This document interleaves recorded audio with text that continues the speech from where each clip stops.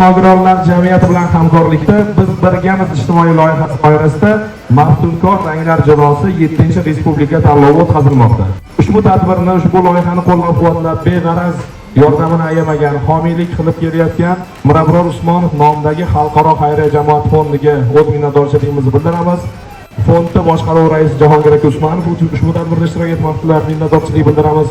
Albatta barchaga omad tilaymiz, tadbir ishtirokchilariga ham omad tilaymiz, sog' salomat bo'linglar. Bizning safimizga mana bugun joylari jannatda bo'lsin, Mirabror akani o'g'illari o'tiribdi. Mana shu bizni qo'llab-quvvatladi. Shu yerda kelib yotib turishga o'zini ko'magini berdi.